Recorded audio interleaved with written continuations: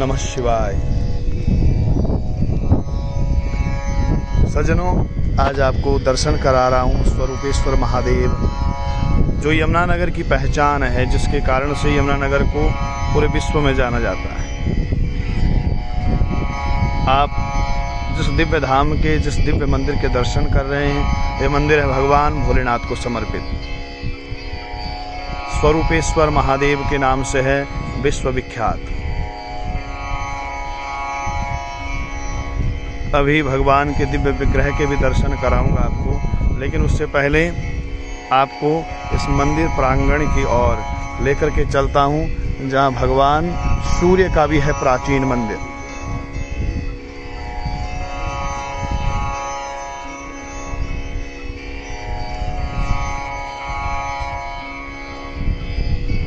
सज्जनों, भारत में सूर्य मंदिर बहुत कम ही देखने को मिलते हैं। कोणार्क सूर्य मंदिर, कटालमल मंदिर और ये सूर्य मंदिर जो सूर्य कुंड के नाम से प्रसिद्ध है यमुनानगर में।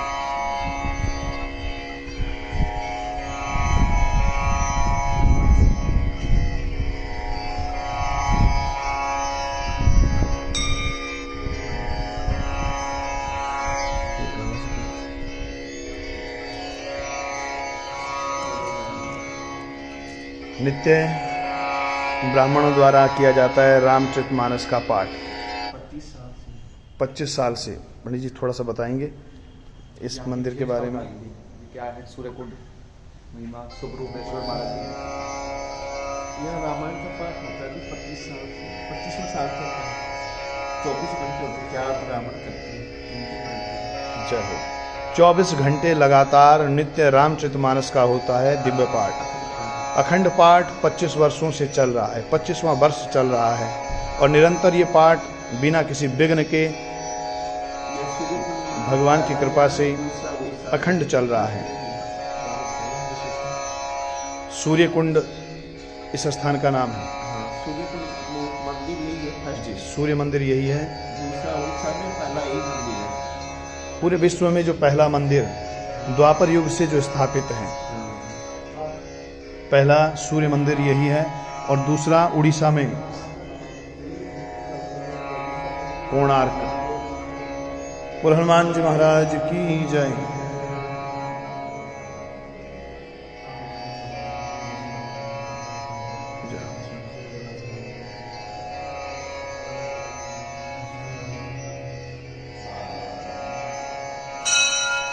सज्जनों, कहा जाता है सूर्य की पहली किरण इस सूर्य कुंड को स्पर्श करती है। पहली किरण का प्रभाव, पहली किरण इस कुंड को स्पर्श करने के बाद ही संपूर्ण विश्व में फैलता है सूर्य का प्रकाश। मकर संक्रांति के दिन विशेष पूजा होती है इस स्थान पर। अब आपको दर्शन कराऊंगा उस सूर्य कुंड के।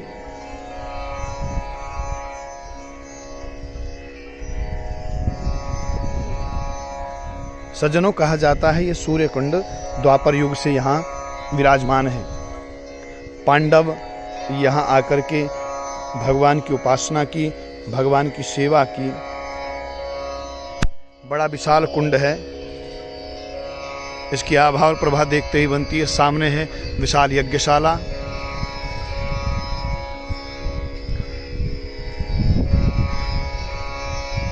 स्थानीय लोगों की माने तो कहा जाता है कि इस जलकुंड में स्नान करने से चर्म रोग हो जाते हैं स्वाहा। कहा जाता है कि जिसको भी चर्म रोग है, चमड़ी से संबंधित कोई रोग है, तो इस कुंड में आकर के यदि स्नान करे तो उनकी शारीरिक व्याधियों का हो जाता है नाश। भगवान की दिव्य स्थली, तपस्थली।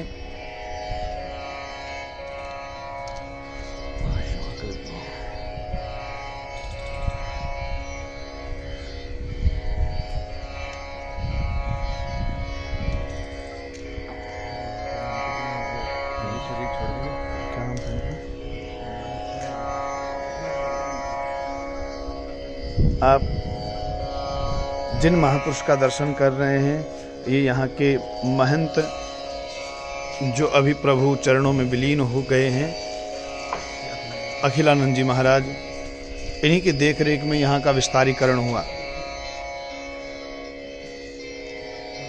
इन्हीं की सन्निधि में यहाँ 108 कुंडीय यज्ञ का भी आयोजन किया गया। आइए आपको दर्शन कराते हैं राम दरबार के। हाँ, ऐसा दिव्य मंदिर आपको और कहीं देखने को नहीं मिलेगा सज्जनों। हस्तलिखित रामचरितमानस, संपूर्ण रामचरितमानस दीवालों पर अंकित है। आप देखेंगे रामचरितमानस का प्रथम सोपान बालकांड, ये पूरा बालकांड दीवालों पर अंकित है। ऐसी अद्भुत, ऐसे दिव्य, ऐसी अनूठी जगह विश्व में कहीं आपको दोबारा देखने को नहीं मिलेगी। छत पर क्या सुंदर कलाकृति, महीन मीनाकारी,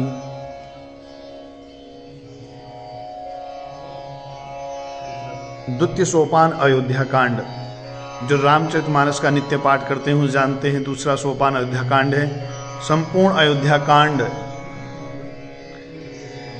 भगवान राम, लक्ष्मण और जानकी जी साथ में विराजमान है मां जगदम्बा।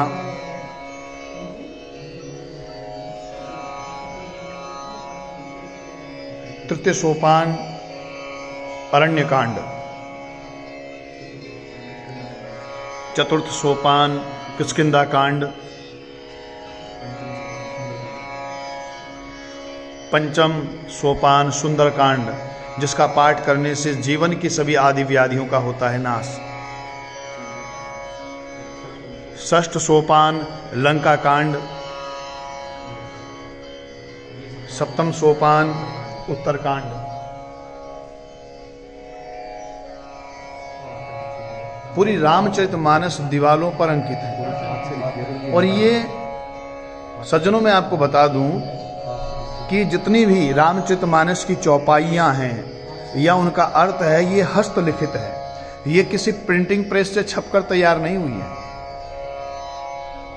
हाथों से लिखी रामचरितमानस या तो बाबा तुलसी ने अपने हाथ से लिखी थी, या ये जो महानुभाव हैं जिनकी अनुपम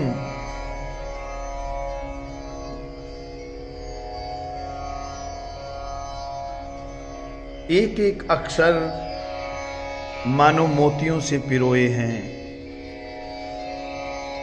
अद्भुत कलाकारी, अद्भुत, दिव्याति दिव्य, अनूठी, अद्वितीय।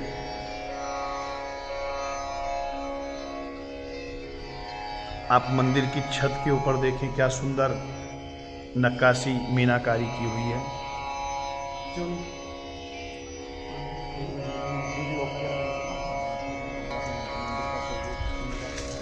सूर्य कुंड में जो महाराज जी जो गद्दी पर विराजमान हैं, उनके शिष्य विकास शास्त्री जी आपको कुछ ऐसी बातें बताएंगे जिससे हम भी अभी अनभिज्ञ हैं महाराज से। यहाँ ये सूर्य कुंड मंदिर है, इसमें स्नान करने से शनिवार और मंगलवार को चर्म रोग खत्म होते हैं जी। और ये बहुत प्राचीन, बहुत पुराना मंदिर है। हमसे पहले यहाँ अखिलानंद जी महाराज जी थे, यहाँ के महंत। उसके बाद हमारे गुरु जी हैं। हमने सुना है आपने एक बड़ा सुंदर यज्ञ कराया था अभी। हाँ, 100 कुंडी यज्ञ हुआ था नवरात्रियों में। जय हो जय। वो दिव्य कोरोना महामारी के लिए जय, सभी का भला हो, इसके लिए यमुनानगर से बहुत लोग आए थे। लाखों में हर रोज हजारों की भीड़ होती थी। 1000-1500 ये यज्ञ में आरती। अभी आप पाठशाला शुरू कर रहे हैं मई में? अभी मई के अंदर यहाँ संस्कृत की पाठशाला शुरू होगी, वेद पाठ का मई के अंदर। जय हो। कितने बच्चे आने की? 50 बच्चे आने की संभावना है। और हमारा जो राजस्थान में पाठशाला है, महाराज जी विकास शास्त्री जी जो यहाँ संस्कृत विद्यालय खोलने का एक अनूठी पहल जो करने जा रही है, हमारी सनातन परंपरा को जीवित रखने के लिए ऐसे कार्य करना बड़ा आवश्यक है। और आप इस कदम को बढ़ा रहे हैं, आप बधाई के पात्र हैं। आपको बहुत बहुत साधुवाद।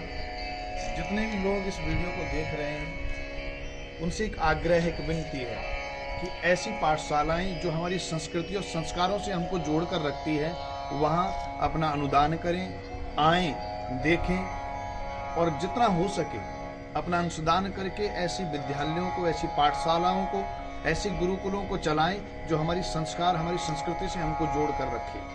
और संस्कृत विश्वविद्यालय की स्थापना हो, ऐसा मेरा भाव है। एक दिन भारत विश्व गुरु पुनः बने और उसके लिए आवश्यक एक कदम को बढ़ाने की, और वो कदम हमारे आचार्य श्री बढ़ा रहे हैं। आपको बहुत बहुत बधाई। महाराज जी किस क्षेत्र से आ रहे हैं जो 50 बच्चे हैं, कहाँ कहाँ से आ रहे हैं? यूपी, राजस्थान, पंजाब, अलग अलग जगह से, हरियाणा, सब जगह से आते हैं।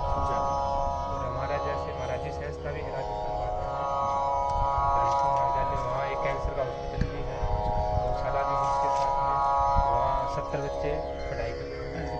राजस्थान में धर्म संघ संस्था, महाविद्यालय, धर्म संघ महाविद्यालय राजस्थान में है, जहाँ कैंसर का उपचार के लिए बहुत सुंदर व्यवस्था, औषधालय है जो वैद्यकीय चिकित्सा, प्राकृतिक चिकित्सा से कैंसर का निदान करती है। तो यदि आपके किसी इष्ट मित्र बंधु सखा कोई रोग से ग्रसित हो, पीड़ित हो, तो आप उसके प्रशमन के लिए, उसकी शांति के लिए, उसके निदान के लिए एक बार उस स्थान पर अवश्य जाएं। मेरी ऐसी कामना है और मेरा ऐसा भाव है कि निश्चित यहाँ पे पथरी, और इस स्थान पर ये सूर्य कुंड जो है, यहाँ पर एक पथरी की दवाई भी निःशुल्क वितरित की जाती है। तो जिसको भी पथरी की समस्या हो, उस स्थान पर आकर के पथरी की दवाई निःशुल्क ले जा सकते हैं और लाभ पा सकते हैं। जय श्री कृष्ण, जय श्री राधे। अन्य किसी तीर्थ के साथ फिर आपके साथ मुलाकात होगी।